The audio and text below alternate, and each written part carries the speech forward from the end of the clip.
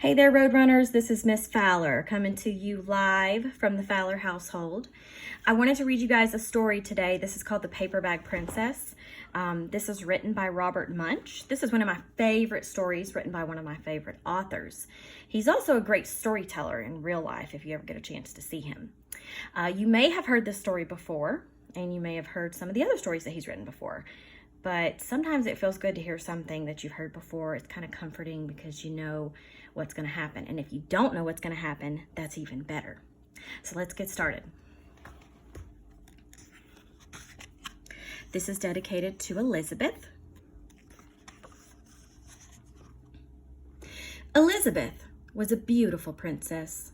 She lived in a castle and had expensive princess clothes. She was going to marry a prince named Ronald.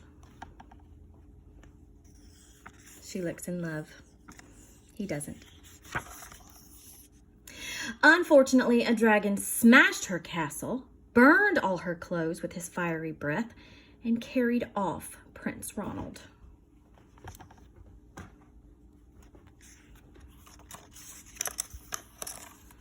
Elizabeth decided to chase the dragon and get Ronald back. She looked everywhere for something to wear, but the only thing she could find that was not burnt was a paper bag. So she put on the paper bag and followed the dragon. He was easy to follow because he had left a trail of burnt forests and horses' bones. Ugh.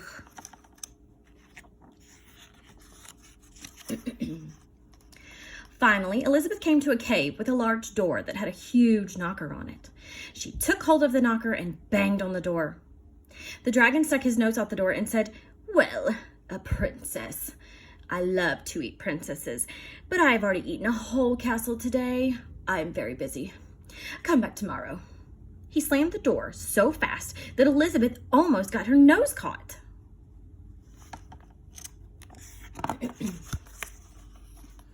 Elizabeth grabbed the knocker and banged on the door again, and the dragon stuck his nose out of the door and said, "Go away. I love to eat princesses, but I've already eaten a whole castle today.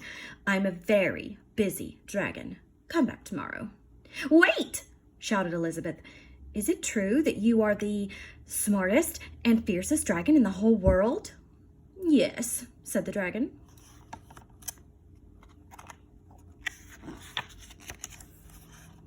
"Is it true," said Elizabeth, "that you can burn up 10 forests with your fiery breath?" "Oh, yes," said the dragon. And he took a huge, deep breath and breathed out so much fire that he burnt up 50 forests.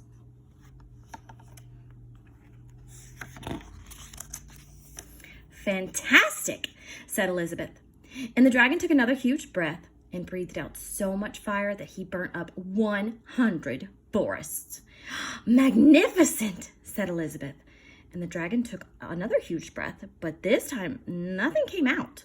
The dragon didn't even have enough fire left to cook a meatball.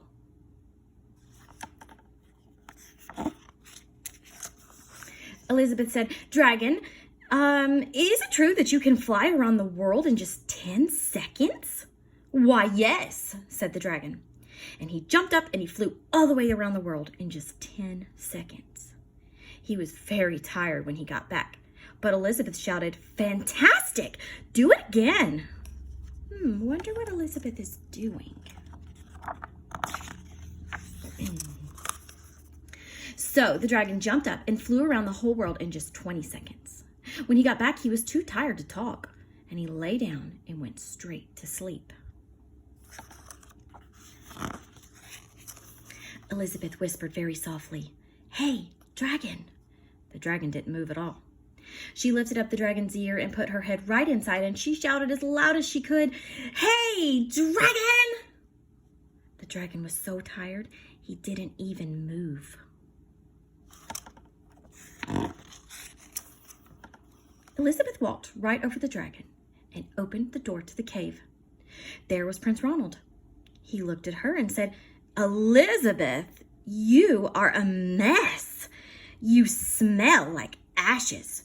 Your hair is all tangled, and you are wearing a dirty old paper bag.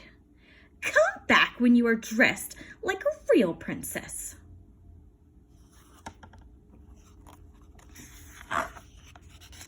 "Ronald," said Elizabeth, "your clothes are really pretty, and your hair is very neat. You look like a real prince, but you are a bum." And they didn't get married after all. The end. And something interesting about this story is that Robert Munsch, when he would tell stories, he tended to tell stories about princes rescuing princesses from dragons. This story was the opposite. His wife said, "Robert, why don't you write a book about a princess rescuing a prince?" And so he did.